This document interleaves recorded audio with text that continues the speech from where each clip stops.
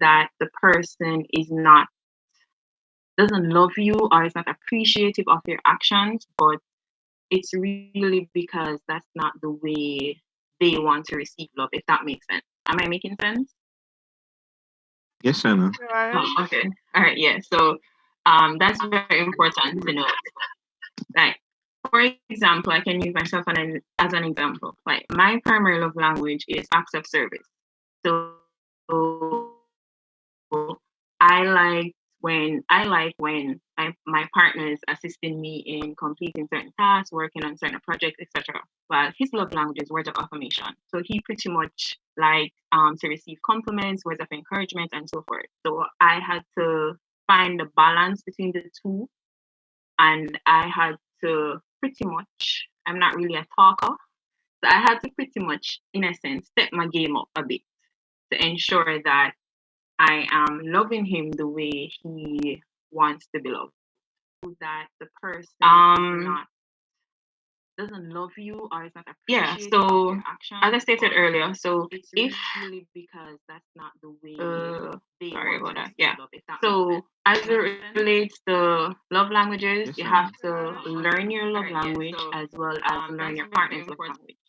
If you don't, then sad to say there'll be problems in the relationship.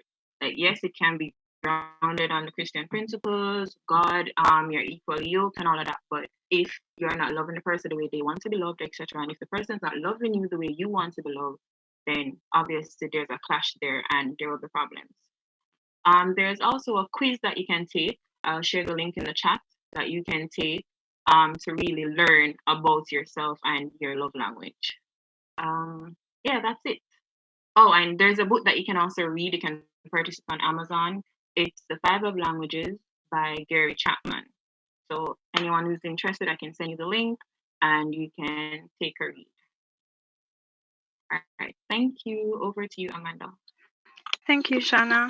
At this time, I'd like to welcome our presenters, Giovanni Maddox and Ariel Scott.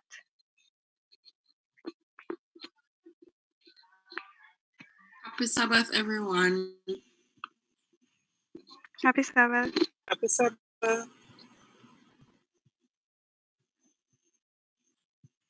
All right. Amanda, could you stop sharing, please? Okay. Thanks.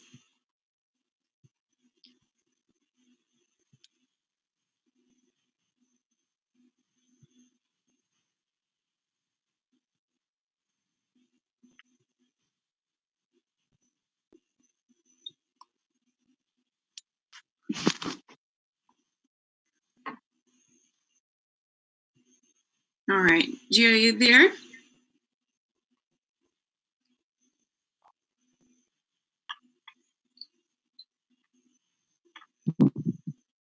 Hello? Check. Everybody hearing me? Yes.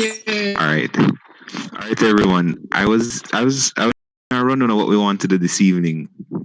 We want to just do a quick recap of the presentation, just pick out some important points, and then we'll have a list of questions that we did not get to touch last week. So we want, So we want to see if we can get through them. What we also would like to do, we'd like to also see if we can, as best as possible, keep our answers as short, so that we can open the floor for anyone else to share an experience or to give some comment on the questions, because we know that these are things that many different persons will may have an experience with or may have been through and would want to share something as well. So we definitely want to see how best we can engage as much of us as possible in the conversation so that we can all learn from each other. All right. So I really want to kick things off. All right, no problem. So our disclaimer, once again, we're not experts. We're simply just sharing our experiences through the dating process and what has worked for us and what we think can work for you. Right. So we just want to go back over our perspective on dating and how we did it, right? So once again, when we decided to date, it was something that was exclusive. So we decided that we were going to pursue, or we're going to engage each other exclusively, and to see if Dating we is could different build. from going on a date. Yes, Uncle Roland. Dating is different from going on a date. Right? All right. And the process of dating, especially as a Christian, you're looking for someone to settle with. You're looking for someone who has qualities that you would like, that you think or you feel that this is someone you could get married to. Right. Right. So right now we just want to go back through some principles that we had laid down. I just want to remind you of those principles. All right. So these are some guiding principles that can help us through our dating process. So we have maturity and unity, right? And you can check Genesis 2, verse 24 and 25, right? So as you go through the dating process, we are supposed to be looking for, or we're supposed to be seeking for maturity and seeking to be able to do things together, to be able to work as a team, from the get-go. Love and respect. You always want to have a high level of respect for the person that you are interacting so intimately with. And you can find example of this principle in Ephesians chapter 5, verse 33. And next, we have what love really is. And in 1 Corinthians 13, verse 4-7, a great love chapter, the Bible defines love as ultimately being selfless, right? Love is patient, love is kind, and it seeks the best in the other person. So it's not self-seeking, it's not selfish, right? Shared values and principles. We can find this in 2 Corinthians chapter 6, verse 14. We discussed last time that we can also be going to the same church and we can be unequally yoked. So always think about being on the same wavelength, having the same values, not just are you an Adventist, are you not?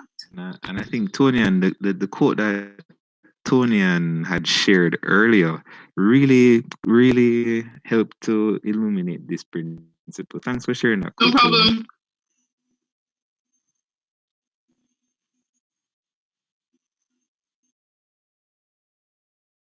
All right. So, or the last thing that we'll just go back through is we're going to look at, just quickly just remind us what we think are some good indications that we have found the right person. So one, we both can conduct, right? Our conduct and our beliefs possess the ability to talk about issues on a very deep level, right? So we can share intimate things about ourselves, and we are open and accepting of the other person. C, we're able to receive guidance from God through prayer and fasting. So their answers are coming from God as to the situation relating to the both of you. You're seeing where God's hand is guiding you in your dating process. And 4, you're experiencing growth personally and spiritually. It's not just about,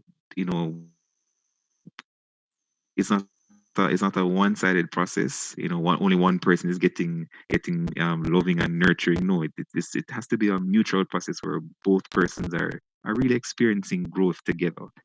And finally, you guys really enjoy each other's company. Like there's just nobody else that you have this type of relationship with.